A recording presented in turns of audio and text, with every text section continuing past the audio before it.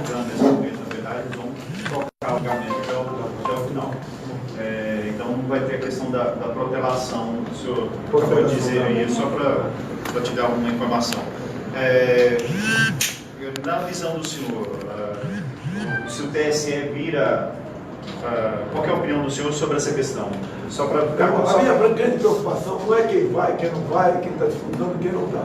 É a possibilidade, a convicção que eu tenho que as urnas eleitoras não são confiáveis. Tanto é quando em 2014 eu resolvi disputar as eleições, aproveitei o projeto andando na Câmara, emendei em 2 emendas transformadas em lei, depois o veto presidencial, derrubamos do veto, e o voto impresso foi aprovado em 2015 para 2018. Lamentavelmente, há poucas semanas, a senhora Raquel Dodge, lamento a decisão dela, né? Ela provocou o Supremo Tribunal Federal, alegando o seguinte, que a impressão do voto comprometia a segurança das eleições. Eu não quero falar aqui qual é o meu sentimento no tocante a isso, porque a questão é bastante séria. Mas lamento muito que o Supremo tenha julgado inconstitucional e nós vamos partir com as eleições sem qualquer garantia, minimamente, de segurança, de confiança e que não possa haver fraude no pleito de 7 de outubro. Só continuando nesse assunto, os ministros estão levando em consideração lá no julgamento aquele parecer da ONU. Como o senhor vê o Tribunal Superior Eleitoral levando em consideração aquele parecer? Não sei qual parecer da ONU. Aquele parecer da ONU que aceite ele participa da eleição. Que seria fake, não é fake? Daquele Comitê de Direitos Humanos. Olha, o que eu falei várias vezes, uma vez cometi um ato falho, quero reforçar agora, se eu for presidente, nós sairemos do Comitê de Direitos Humanos da ONU. É um antro de comunistas, tá certo? Sairia fora disso porque lamento essa decisão. O Lula participar das eleições não é questão de direitos humanos, é exatamente o contrário. Só que o povo que está sendo roubado é que ele tem que estar fora das eleições, tendo em vista a lei da ficha limpa. Candidato, Carlos Caldeira, site newsrondônia.com. A nível estadual, o candidato a vice do seu partido tem candidato ao governo do estado de Rondônia também, né?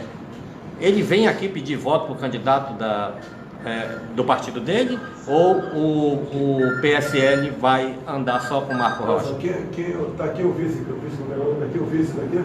Cadê o vice? Não, o seu vice, eu estou falando o seu vice. O seu vice. Sim. Tem pedir voto para quem? Não, o partido dele tem candidato a governador no estado de Rondônia também. Não, olha só. Ele vai pedir voto para vir no Brasil todo. Esse aqui, essa parte dele aqui, eu tenho certeza que ele não irá para estado nenhum pedir voto a qualquer outro candidato à presidência que não seja ele. Candidato, boa noite. Ivanete, do jornal Rondônia Agora. Rondônia tem mais de 1.500 quilômetros de fronteira, principalmente com a Bolívia. E é uma rota de tráfico constante. Qual que é o tráfico, o contrabando? Qual que é a sua política, a sua metodologia que você pretende implementar para combater isso? A fronteira dos Estados Unidos com o México é 4 vezes menor do que a nossa. Com toda a tecnologia, não consegue selar as ações de coiotes, de mexicanos, de outros do seu país. O Brasil aqui, logicamente, é muito mais sensível a isso. Eu tive em Dourados, há pouco tempo atrás disso, fui ver o Departamento de Operações de Fronteira da Polícia Militar, como é que eles agem no Mato Grosso do Sul, e tem colaborado para evitar a entrada de ilícitos, né? Pretendendo fazer a mesma coisa aqui no Brasil. Existe um projeto do Exército chamado CISFRON, falta dinheiro para terminá-lo. Agora, em terminando e botando algo parecido com a DOF lá de Dourados, eu acho que você pode inibir a entrada de ilícitos, impedir, não vai. Candidato Paulo Bessa, do Jornal Eletrônico Rondônia ao Vivo. O Estado também tem um grande problema com as estradas. Nós temos aí a BR-319, que faz parte do projeto Calha Norte. Também temos a BR-230, que é a Transamazônica.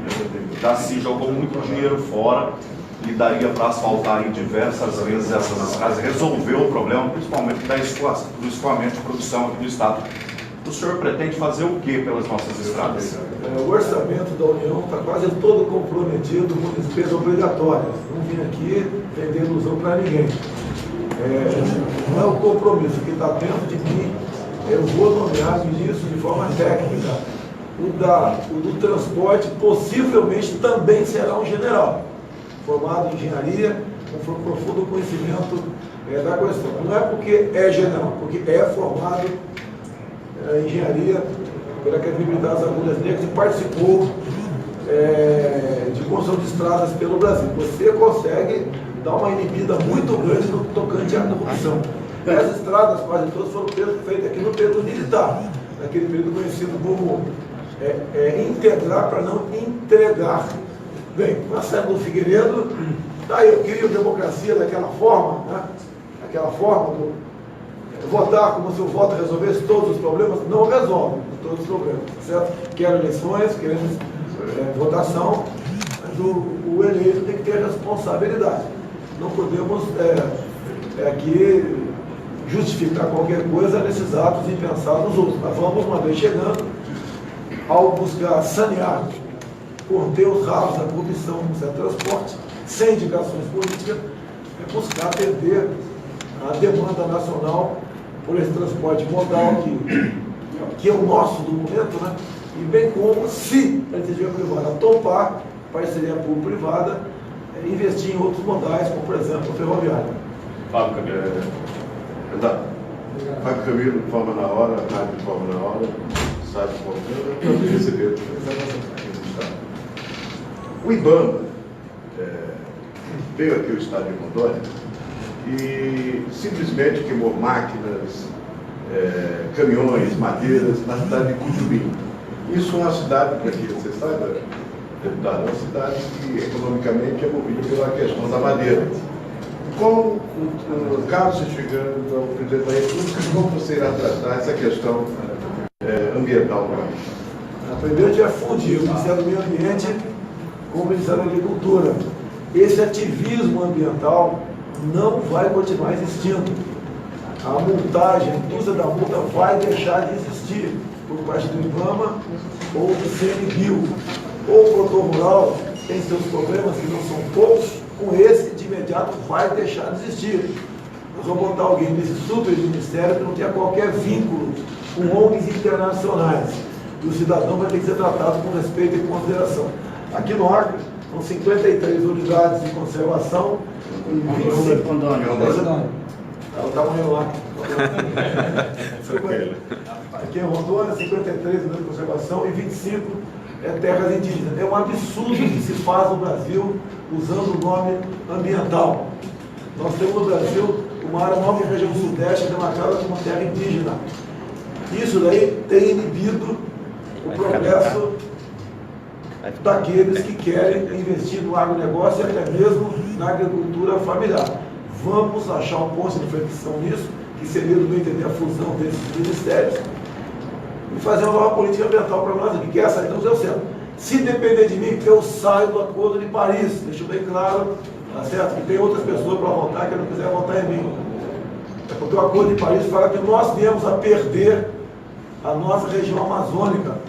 Está bastante avançado. Nessa ONU também, a questão de novos países no Brasil usando reservas indígenas, como por exemplo Yanomami, Raposa Serra do Sol, entre outras. E atualmente temos a questão do AAA, que pouca gente fala nisso. Na penúltima vez que eu estive na Globo News, e quem me entrevistou foi a Mira Leitão, mais acho que 6 ou 8 jornalistas, eu perguntei para ela sobre esse assunto, ela avançou pela sua cabeça afirmativamente que conhecia. AAA, Andes, Amazônia, Atlântico, um grande corredor ecológico de 136 milhões de hectares, que pega a calha dos rios Solimões e Amazonas. Esta área seria vital para a sobrevivência da humanidade. E uma vez confirmado isso pelo Acordo de Paris, nós perderíamos a soberania nessa área, ou seja, perderíamos toda a região amazônica. O mundo está certo, estão de olho naquilo que nós temos de bom e não damos valor para tanto. Então é outra preocupação que nós temos, é essa questão. Em nome da questão ambiental, em nome da questão de direitos humanos, em nome da questão indígena, estão acabando com o Brasil. Candidato, sobre Yari Dantas, a Rede TV, estava falando da questão fronteiriça, o senhor vai para o Acre amanhã, questão dos venezuelanos, o senhor como presidente O senhor vai continuar apoiando a entrada deles? Qual o seu posicionamento? Há mais de 2 anos me preocupo com isso. Fiz muito mais ação no terreno que o próprio governo do PT, a Dilma e o Temer depois. Estive em Roraima 2 vezes nos últimos 2 anos, estou vendo outras coisas, entre elas essa questão aqui. A nova lei de imigração, cujo autor é o senador motorista do guerrilheiro Marighella, Aloysio Nunes Ferreira, transformou o Brasil num país de fronteiras abertas. Bem, a questão humanitária está sim no meu radar, mas não podemos admitir que em nome disso agrave os problemas nacionais. Temos problemas em excesso aqui. O que é normal fazer uma ação dessa? Porque o governo de Chávez de Maduro sempre foi apoiado pelo PT e continua sendo apoiado pela Gleisi Hoffmann, agora esse é o partido mesmo fora do governo. E as ditaduras não são de uma hora para outra como antigamente. Primeiro a classe dominante sai, como saiu da Venezuela e foi para Miami, em especial. Depois a classe média fugiu mais para a Bolívia e para o Chile. Atualmente os miseráveis, os pobres, estão vindo a pé para o Brasil. Não podemos abandonar nossos irmãos de Roraima, Boa Vista e Pacaraima, largar a própria sorte. E é comum, quando se fala em ONU, numa situação como essa, criar campos de refugiados, para exatamente manter esse pessoal no canto próximo da fronteira, e daí sim, faça uma triagem, porque tem bandido no meio deles também, tem, todo lugar tem, uma triagem, faça devido tratamento até sanitário neles, contra vacina, se prepare para alguma coisa, e havendo possibilidade local no Brasil, que eu acho que não existe, que possa a mão de obra deslocar para lá. Porque nós não estamos com 14 milhões de empregados, nós estamos com mais de 40 milhões, que essa é a verdade, que os números são maquiados. Então existe a preocupação, sim, agora eu vou vendo para vocês. É igual um casamento, quando não acaba de uma hora para outra, vai acabando devagar, chega um ponto que estoura. Eu falei pro Bruno, ele saiu, natural. Tem que ficar ligado, porque senão o bicho matou, dá uma volta ali em você. Mas lá atrás, quando o Chaves começou, em 2014, olha só, 2014, tem 4 anos, no encontro do Foro de São Paulo, marqueado com o nome de Unasul, decidiu lá em Quito, no Equador, tomar uma série de medidas, né? Entre elas, a criação de uma unidade técnica eleitoral sul-americana. Descobriram que a chave do sucesso para o poder são essas urnas eletrônicas que estão aí. A criação de uma Real Academia de Defesa Sul-Americana, onde, né, alguém aqui sair general, teria que levantar o braço lá, Hitler, e gritar viva Lula ou viva Chaves. Resolveram ali também de forma verbal suspender os efeitos da lei do abate. Isso tudo é em nome da grande pátria bolivariana. Não é uma neura militar essa preocupação, professor capitão do exército. Isso é uma realidade. O mundo se move dessa maneira. Temos que nos preocupar conosco. O nosso país, fazer o Brasil grande, a exemplo do Trump, quer fazer pelos Estados Unidos. Então, se nós não nos preocuparmos com isso, tomarmos providência, fica difícil. Por que esculhambaram as Forças Armadas ao longo dos últimos anos? Porque nós, das Forças Armadas, somos o último obstáculo para o socialismo. Os militares é que decidem em qualquer pedaço de terra do mundo se o povo vai viver em liberdade ou numa ditadura. E fomos esculhambados pelo PT em função disso. Sucateados, militares ali cada vez mais desmotivados, exatamente para que essa hegemonia socialista se fizesse presente no momento oportuno. Graças a Deus, Dilma Rousseff foi caçada, estamos respirando, nós não estamos livres desse problema ainda, que é o socialismo no Brasil. Candidato, Silas Cavalcante, do mancheteagora.com. O senhor falou sobre a questão da imigração e falamos sobre a questão de fronteira também. O Acre, aqui ao lado, alguns meses atrás, teve um assassinato praticamente por dia. Teve dia que teve 3, 4 assassinatos. Eu estava lá, onde eles chegavam de moto durante o dia e atiravam praticamente. E o crime organizado tem demarcado território. Eles estão anunciando que querem as fronteiras para a questão do tráfico em si. Se eleito, qual a providência o senhor vai tomar na questão da fronteira em si do Brasil? No período militar de 64 foi até 85. O pequeno tramado no Brasil começou em 66, para valer, onde foi executado um jornalista. O pessoal fala em exódio. o jornalista morto no aeroporto de Guararapes, em Recife, ninguém toca no assunto. E existiam várias facções, que inclusive tinha uma mulher que integrou, a Praia Palmares, tínhamos a VPR, tínhamos a Colina. Hoje nós temos o Comando Vermelho, o primeiro comando da capital, uma série de grupos do crime organizado, são guerrilheiros em grande parte. O próprio Foro de São Paulo, quando foi criado nos anos 90,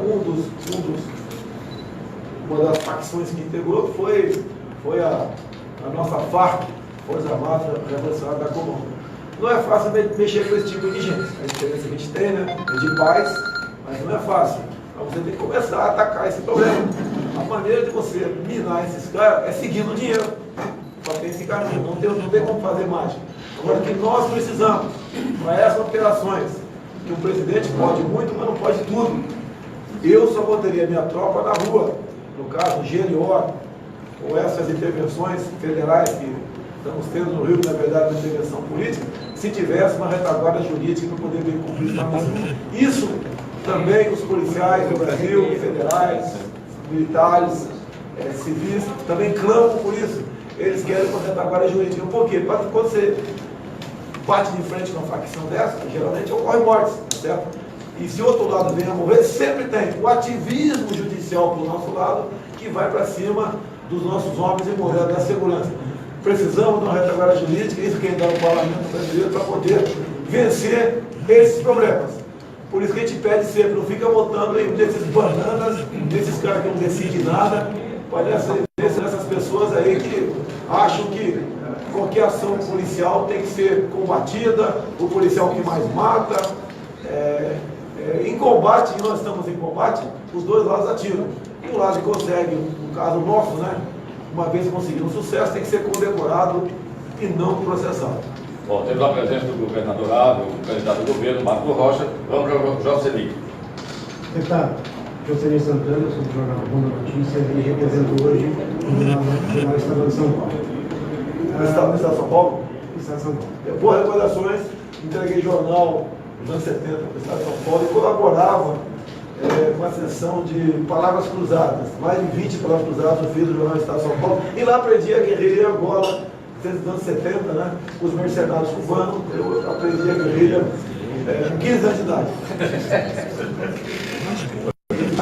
Os dados do IBGE divulgados agora de hoje de manhã mostram um crescimento de apenas 0,2% do PIB no segundo semestre, depois de uma alta de 1% no primeiro trimestre. Esses números indicam uma economia praticamente estagnada, com uma recuperação muito lenta, muito mais lenta do que se previa. Na sua opinião, qual a sua avaliação sobre essa situação e o que fazer para o país voltar a crescer de forma mais vigorosa? Hoje no voo, várias pessoas foram conversar comigo. Bem, chegou um senhor de poucos anos, um gravador na mão. Posso fazer uma pergunta? Eu falei, gravando não. Dentro do avião, eu sou do Ministério Público do Trabalho. O senhor vai acabar com o Ministério Público do Trabalho? Eu falei, não vou te responder. O que está travancando a economia no Brasil? Temos que economizar, cortar muita coisa? Sim. Mas qual o problema? Alguém aqui, em sã consciência, quer ser patrão no Brasil? É uma desgraça ser patrão aqui. Há poucas semanas, uma matéria que fugiu o nome da pessoa, mas é verdadeira, alguém pode me ajudar aí, é de Santa Catarina, ele falou, escreveu e botou nas mídias sociais. Hoje fiz o melhor negócio da minha vida, vendi a minha empresa. Não tenho mais que me aborrecer com o Ministério Público do Trabalho, com fiscalizações diárias, com multas, com ações trabalhistas, etc. Vou agora pegar a minha grana, botar no Banco do Brasil Caixa Econômica, torcer para que a inflação vá lá para o espaço, né? Que assim eu vou ganhar mais dinheiro sem fazer pipoca nenhuma. Essa é a realidade do Brasil. Se você não ajudar quem quer produzir, né? Desregulamentando, desburocratizando, você não chega a lugar nenhum. Hoje no avião também tinha um senhor do meu lado, veio falar comigo, sabe da última do Ministério do Trabalho? Eu falei, não, todo dia deve ter uma pancada, né?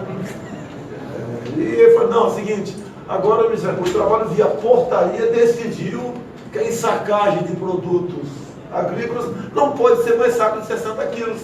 tem que ser de 25 quilos, que de acordo com a OIT, não sei o que, não sei o que, não sei o que, o ser humano é injusto ele botar um saco de 60 quilos para carregar ou descarregar um caminhão. Bem, olha só, pessoal, eu já carreguei um saco de 60 quilos, que de 50 quilos também. Agora, essas medidas por portaria, de uma hora para outra, ameaçando quem produz, colocá-lo para responder o processo por analogia à escravidão, e isso é muito importante, eu apelo para vocês. É a emenda constitucional 81, que relativizou a propriedade privada. Por essa emenda, quem pratica o trabalho escravo, a pena é a expropriação do imóvel rural ou urbano. Agora o cara pergunta, pô, o cara é favorável ao trabalho escravo? Não. Tá? Imagine um fazendeiro aqui, faz quanto que tem 90 anos aqui, botar aí 50 anos de Rondônia aqui, ralando, produzindo. Vamos supor que ele cometa um erro e escravize alguém. É justo você expropriar a fazenda dele com todos os semoventes? Ele tem que pagar o preço pelo seu erro. Mas a sua esposa, com 80 anos, vai pôr da rua também. Seus filhos, netos, talvez bisnetos, vão perder tudo, vai todo mundo pôr da rua também. Bem, não é apenas isso, vai mais. O ativismo judicial da esquerdalha que está aí também entende que o trabalho análogo à escravidão também é escravo e também responde-se por crime de trabalho escravo. Isso é uma injustiça. Estão fazendo isso no Brasil, estão acabando com o negócio no Brasil. Vocês já ouviram que tem uma ala do MDB que namora, flerta com o Partido Comunista Chinês. Vocês já viram que tem um candidato a presidente também do PDT que é apaixonado pela China, tem andado por lá bastante, que é um pouquinho mais velho, lembra o que aconteceu no pré-64. O que acontece? Nós, no Brasil, temos que tomar muito cuidado, porque a China não está comprando no Brasil, a China está comprando no Brasil. E querem agora o governo Dilma, que saiu, e o Temer continua na mesma coisa, porque não desaparelhou o Ministério nenhum, continua flertando com a venda de terras agricultáveis para o capital externo. E o capital externo interessadíssimo no Brasil no momento chama-se chinês. Nós estaremos abrindo mão da nossa segurança alimentar para outro país. Um país com 1 bilhão e 400 milhões de habitantes. Nuclear, bélico. Nós não podemos nos transformar em inquilino de nós mesmos. Abramos os olhos, ou todos nós estaremos na igualdade pregada pela esquerda, na miséria, mais cedo ou mais tarde. Mas o que fazer para melhorar esse PIB? Você, olha só, o que eu tenho falado para a minha equipe econômica, né? É o seguinte, vamos economizar, diminuir o tamanho do Estado, menos ministérios, dar exemplo, ok? E fazer com que entre mais dinheiro no caixa sem aumentar imposto. Até que se aumentar imposto no Brasil, vai para a sonegação, e segundo o tal de Laffer, né? A arrecadação diminui depois de um certo nível no percentual de aumento de imposto. Não temos outra alternativa. Conversando com o Paulo Guedes, eu tenho algum estudo de economia, fui cair na besteira de falar que eu não entendia, né? Achando que ser humildade adiantava nesse país aqui, em especial junto a alguns abutres da imprensa. A Inglaterra, 20 e poucos anos atrás, fez isso. Tinha uma carga tributária aqui, 28%, que é menor do que a nossa, e passaram para 21% rapidamente. A Inglaterra emergiu. O Trump fez a mesma coisa nos Estados Unidos. Havia problema de falta de emprego lá, ele diminuiu a carga tributária para empresários, é lógico, ele produz. Lógico que o empresário começou a investir mais, pagar melhor para os seus funcionários e empregar mais. Os Estados Unidos está indo muito bem. Sei que é uma diferença enorme a nossa economia, bem como a nossa cultura. A nossa cultura aqui é palpar criancinha palpar peladão e amostragem por aí, sabe que é isso aqui. Lá é diferente. Então, os Estados Unidos está indo para frente, está crescendo o seu PIB, e nós aqui, se não arriscarmos fazer isso, diminuir a carga tributária, entre outras medidas, a tendência nossa é a nossa economia implodir. Colega lá, e vamos encerrar, né? Ok. Colega, tem duas perguntas aí. Eu gostaria de fazer uma pergunta. Não, está na vez, desculpa. Tá na vez. É só antes de encerrar, porque é estadual essa pergunta. Mas você vai fazer, Futuro presidente Jair Bolsonaro. Eu ia fazer 3 perguntas, mas o senhor já respondeu. Pega o macete na mão também. Já respondeu, né? Índio, garimpo e Amazônia, né? Praticamente o senhor já deve ter respondido, né? Quando o presidente da FENACOM ele perguntou. Então, temos aqui vários jornalistas sérios do nosso estado de Rondônia, pessoas que têm história e tudo. E eu queria saber, no seu governo, como que vai ser tratado a imprensa? Eu sei que eu abro meu Facebook, lá tem o UOL dizendo Bolsonaro espirrou. Eu abro meu Facebook lá, se eu espirrar, a notícia vai ser outra. Tem o Globo. Se eu der um pum aqui, a notícia vai ser outra. Bolsonaro chamou fulano de feio. Já era racismo. O que será de Globo? O que será de UOL? O que será de Folha de São Paulo?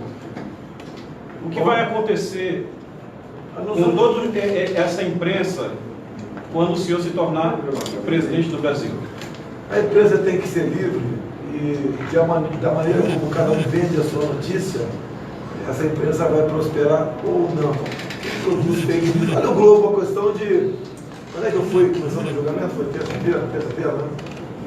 Mas veja a manchete do Globo quando empatou 2-2 e o ministro Moraes, Alexandre Moraes, pediu vistas.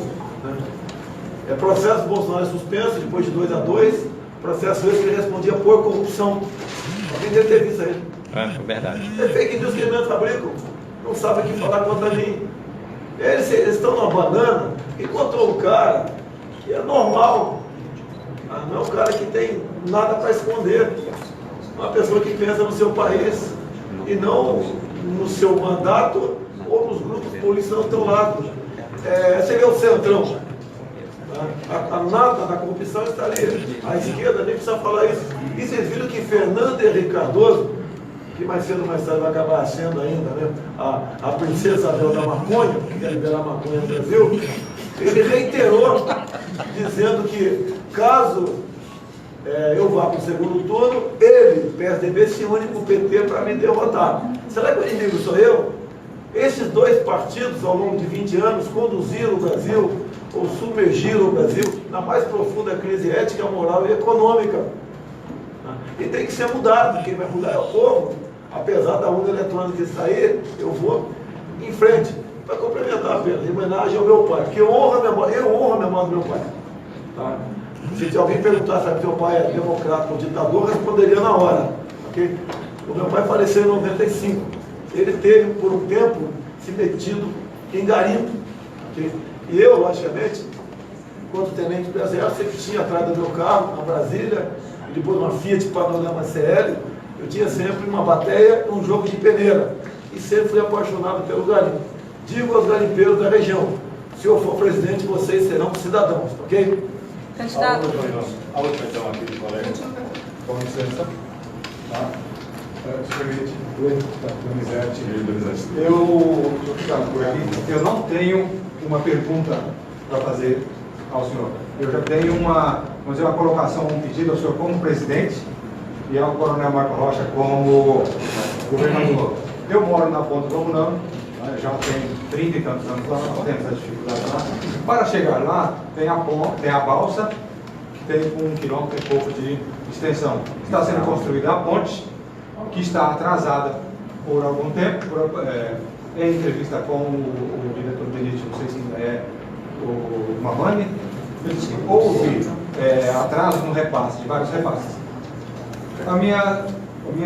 Meu pedido é, lá já na cadeira de presidência, só dar uma olhada para a finalização da ponte, e eu com certeza o senhor vai ser questionado sobre a ponte lá no Acre, para terminar a ponte, e a questão de segurança, a viabilidade de colocar um posto de polícia rodoviária federal na cabeceira da ponte. Porque de Porto Velho para Rio Branco nós temos mais de 500 quilômetros, tem uma federal aqui e uma federal lá. E nesse meio nós temos divisa de Rondônia, Acre e Amazonas e Bolívia.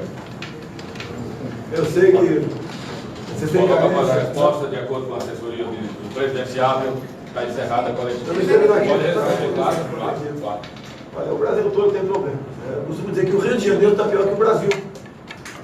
Aqui tem problema também. O coronel aqui também os colegas aqui me trouxeram problemas. Tá? Acabei de dizer que o orçamento nosso, quase todo comprometido com despesas obrigatórias. Não pretendemos, o que resta, né, começar novas obras.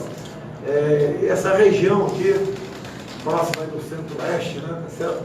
Que é o grande produtor de produtos agrícolas, tem que ter infraestrutura para que o que se produz seja realmente escoado. Isso daí, no meu entender, é investimento de verdade, não é apenas uma obra para fazer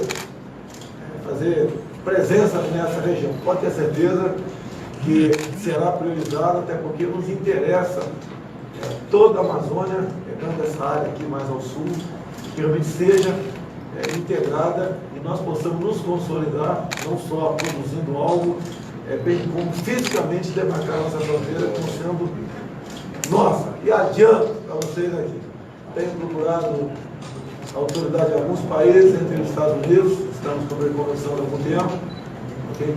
Vamos fazer parcerias com esses países economicamente melhor do que nós.